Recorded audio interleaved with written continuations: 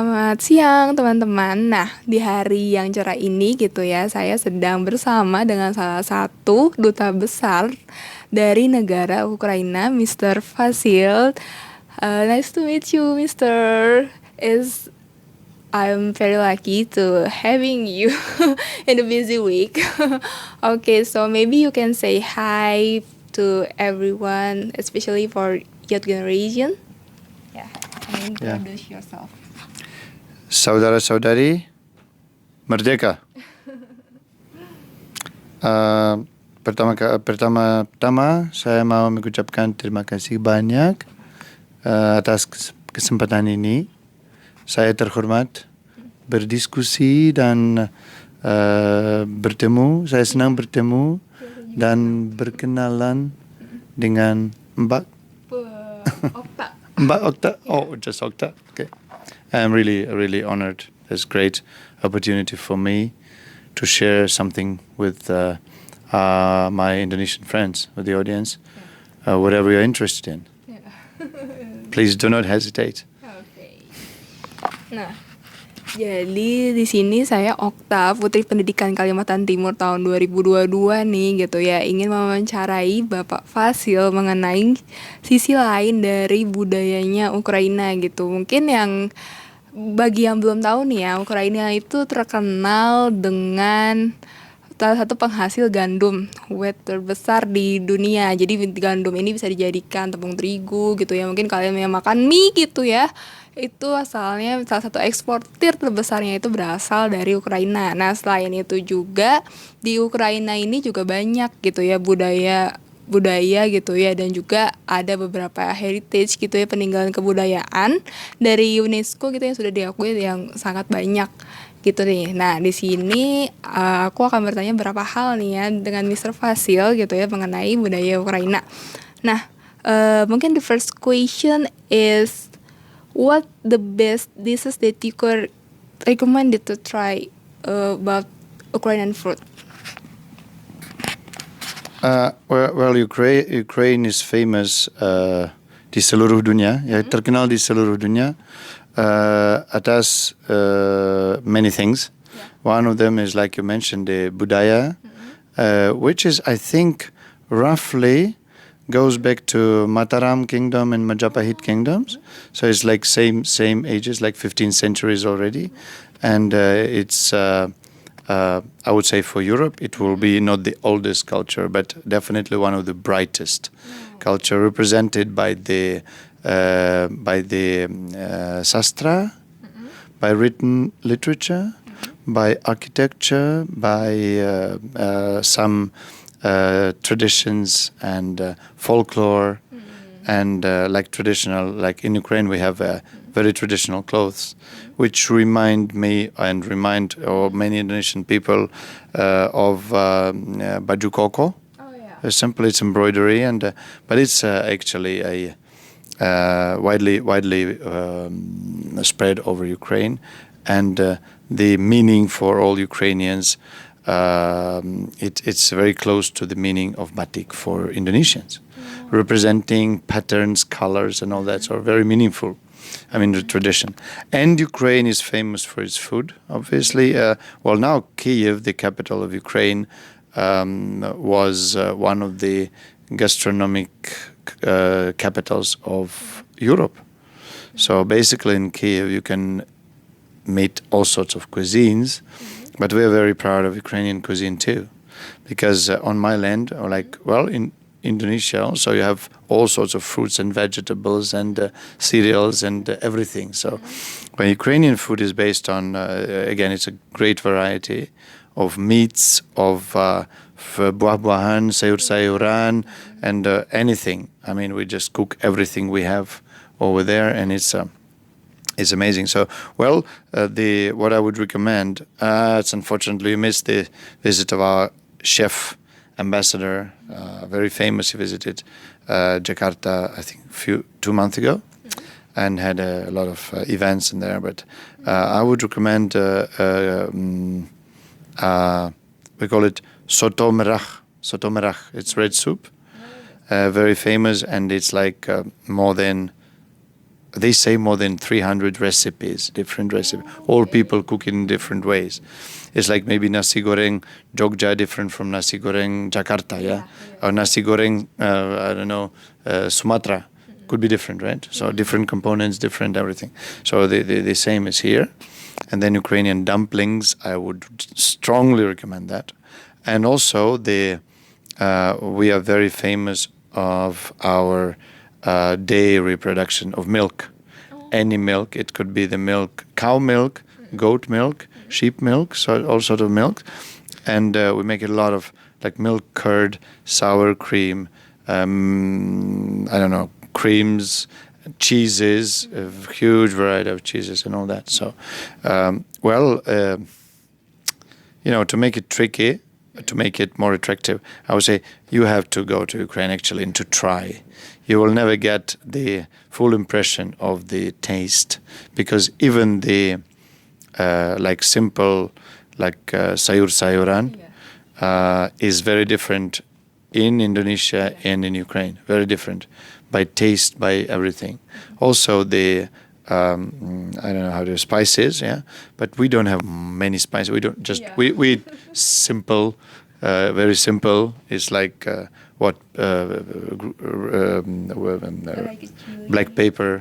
pepper, garlic, a lot of garlic, lot of onion, some dill. It's called dill. You don't have dill here, but some things, but relatively simple. And we like boiled food, grill, like barbecue, and all the rest. And we eat a lot of fresh fruits and vegetables. So come to Ukraine. You will be impressed. And also for our Muslim brothers and sisters, I might report that we treat very seriously the halal food. So because we have Muslim people there, 1 to 2 million, I don't know the exact figure after the war, but we have a lot, and we have halal restaurant, very strictly controlled. So you will find one of my favorites actually is the Crimean Tatar food, made of lamb and sapi, So it's an incredible food. I miss it very much.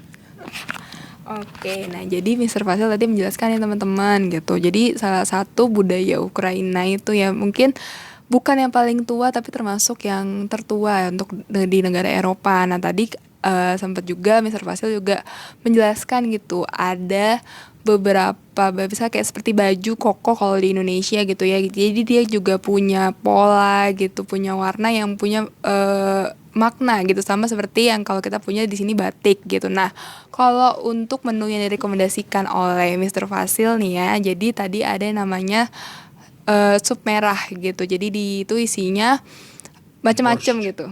Borscht gitu ya. Jadi isinya tuh macam-macam. Jadi resepnya juga itu tergantung ada disebutkan sekitar 34 resep yang berbeda gitu ya, sama halnya yang kita miliki kalau misalnya kayak nasi goreng gitu ya. Mungkin nasi goreng yang ada di Jakarta tadi ya gitu berbeda nih sama nasi goreng yang ada di Jogja dan tempat lain sebagainya gitu kan. Itu benar-benar terkenal banget gitu. Nah, terus juga di sana itu ada tentang banyak pilihan susu gitu. Di sana juga terkenal untuk pilihan susu juga. Nah, kalau misalnya buat para muslim juga yang mau ke Ukraina tuh jangan takut, di sana juga ada makanan yang halal gitu. Jadi kalau kalian mau main ke Ukraina gitu ya, kalian pasti mendapatkan makanan yang halal juga karena di sana juga banyak muslim yang ada gitu. So, we can go to the next question. But it's 300 resep. Oke. Jadi 300 resep itu is so really huge resep ya. There are some basic things. There are some basic things for borscht. You cannot do without them, but in general you can experiment. Ukrainian cuisine is very experimental. That makes it attractive and the great variety. Tuh, jadi kalau buat penasaran boleh deh dicoba gitu ya, karena memang juga banyak yang tadi disebutkan yang kayak bawang gitu, kayak kan bukan rempah-rempah sih, kayak mungkin kayak kanasai gitu yang kan bercampur gitu. Nah, mungkin the next question. Ayo coba. Yang kedua adalah kalau boleh tahu nih, what's the famous culture in Ukraine? Yesterday, yeah, because so many, yeah, I read so many famous culture in Ukraine. Maybe you can. Again, it's not easy to answer this question because I say my nation is quite old already. It's like 15 centuries already, and it makes her, well, rather unique.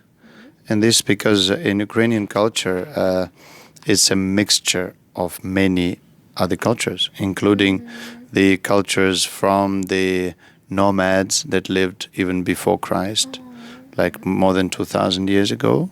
They left a lot of artifacts, and they influenced somehow the people there, the population there, mentality and all.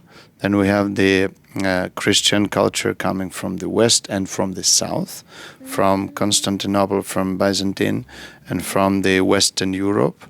Then we have the like local cultures, like pre-Christian cultures, before Christian culture came, where a lot of local traditions which still alive.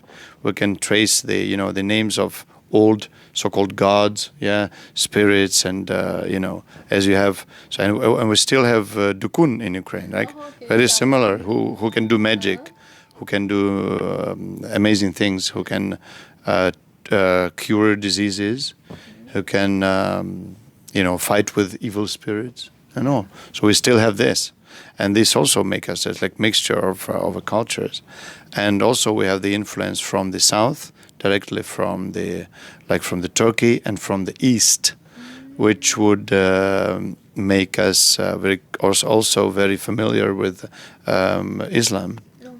So while in general, like civilization there is like 1,500 years old, so the Islam came into Ukrainian territory in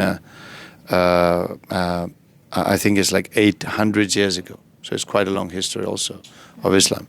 So again, Ukraine in terms of culture and traditions and religion is a melting pot of everything. So that's why, like Ukrainian people, you will not directly describe them as this or that, because they look very differently, because they have all sorts of, like in Indonesia, you have people from the father from, say, I don't know, Manado, and the mother from Sunda, and it makes it very, very specific, very special. So in Ukraine, the same. But once you have this story, like for recent, I don't know, 200 years maybe, like big mixture, right?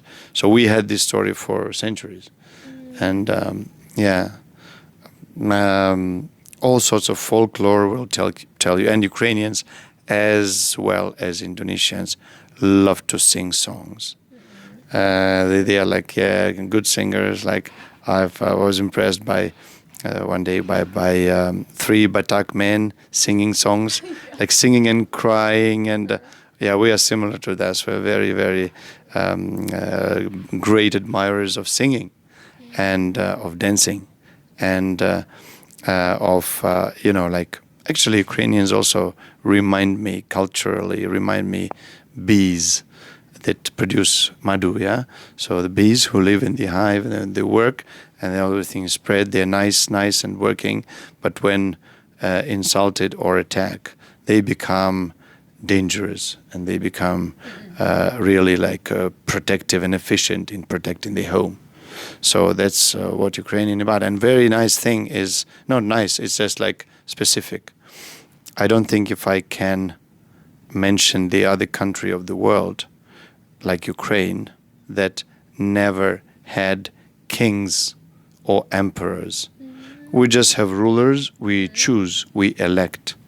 Through centuries, we didn't have kings. All our rulers, all our kings were elected by the people. If people don't like them, people come and say, goodbye. We don't want you. We choose another one. So this makes us very specific in terms of freedom freedom, spirit of freedom, and spirit of democracy. Oh, it's really interesting.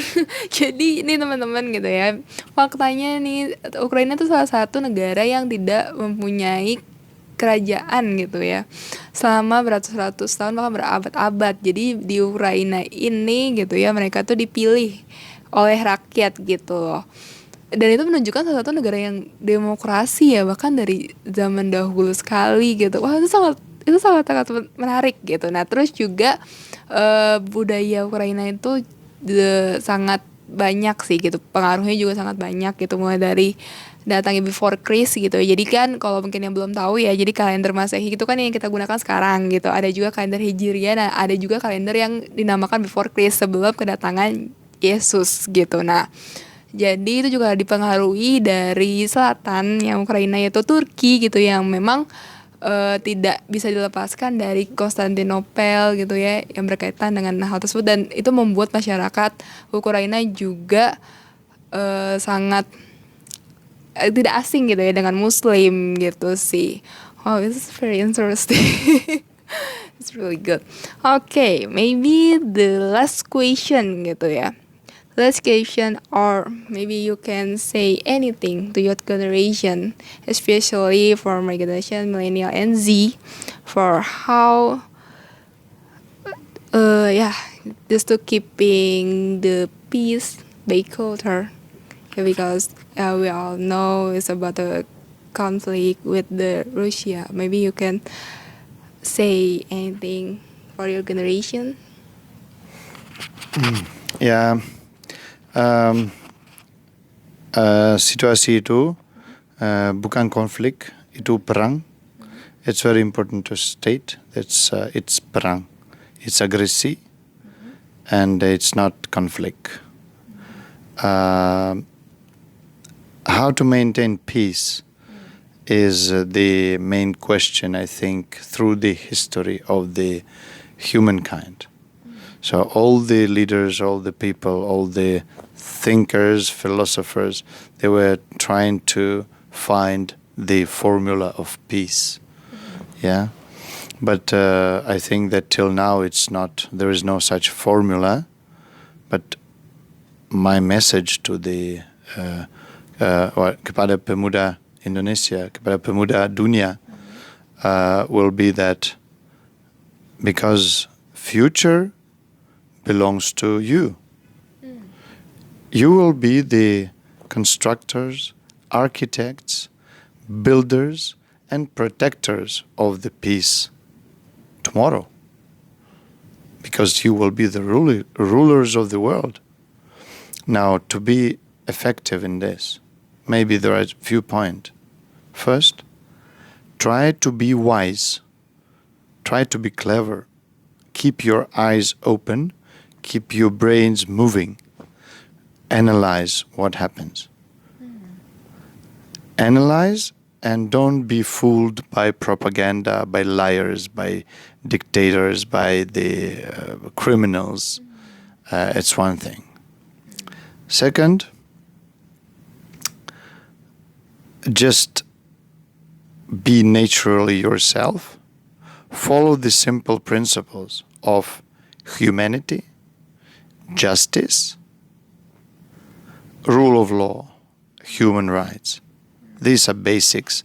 If you follow them, you will never fail.